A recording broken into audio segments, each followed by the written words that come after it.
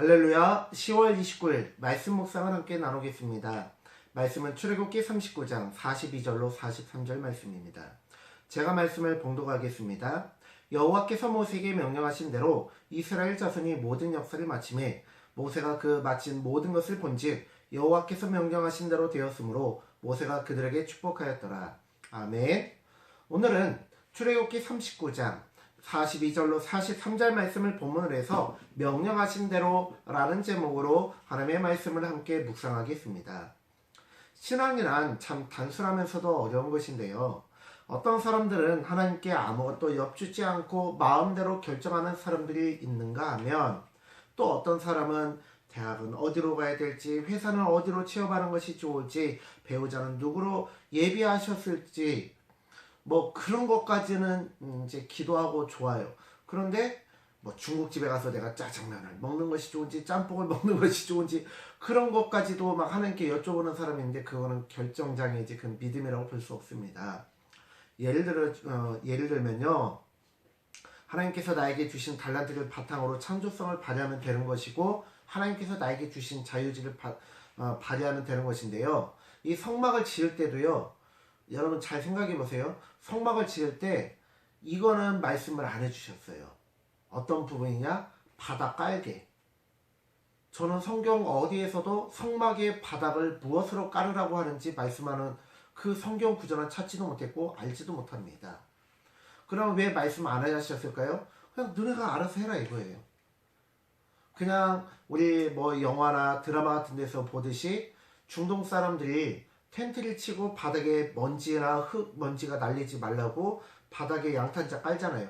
그런 것처럼 양탄자를 깔고 그렇게 할 수도 있고, 아니면 우리 신발장에 보면 신발 갈아 신기 위해서 편백나무로 짠 이 발판 있잖아요.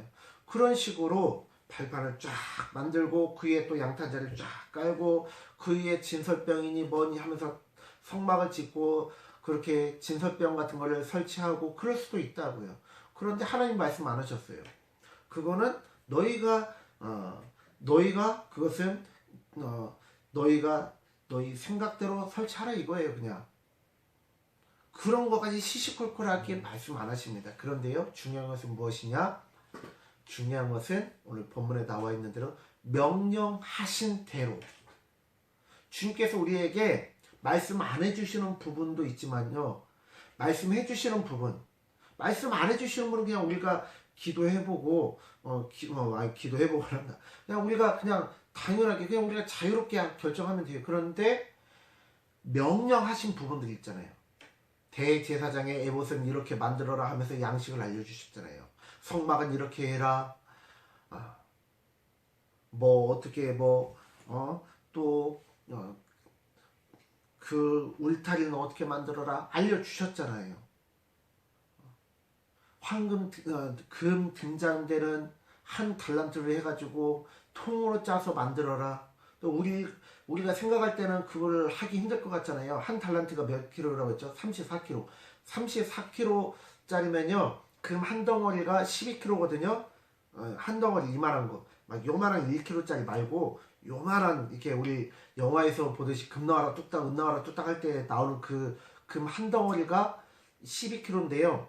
그것이 한 3개 정도 있는 것이 금 한 달란트인데요. 우리 생각에는 안 될 것 같죠? 근데 그 전문 세공업자들이 하는 말이요, 성경이 정확한 것이 그렇게 해야 튼튼하다는 거예요. 그렇게 해야 끊어지지도 않고 튼튼하게 잘 세워진다는 것이고, 생업자는 누구든지 그 등잔대, 그리고 성경에서 금촛대라고도 하고 등잔대라고도 하는데, 이 성막을 지을 당시에는 촛대라는 것 자체가 없었어요, 여러분. 그렇기 때문에 등잔대라고 하는데, 아무튼 그거를 그렇게 두드려서 만들어야 되는 거예요. 그런 것들을 만드는데 내 마음대로 만드는 것이 아니라 하나님 알려주신 대로, 하나님께서 명령하신 대로 지어야 하는 것입니다.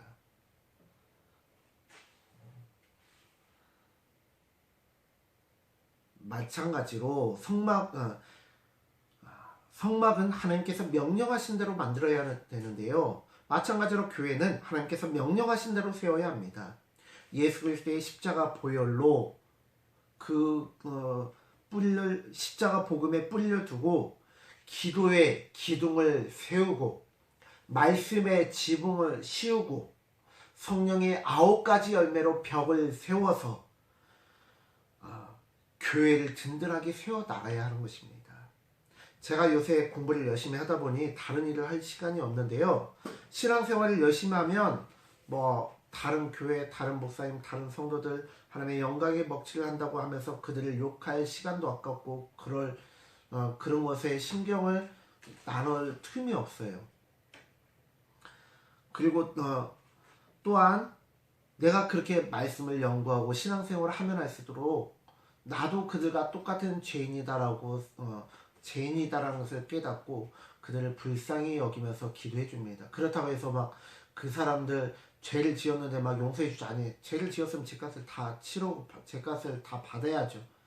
그러나 죄는 미워하되 사람은 미워하지 않고 그 사람이 죄값은 다 치를 수 있도록 권면하고 권유하되 그 사람 자체는 미워하지 않고 그 사람이 교화될 수 있도록 우리가 기도해주고 또다시 실수하지 않도록 기도해주는 것이 바로 교회가 할 일이고 우리가 할 일입니다.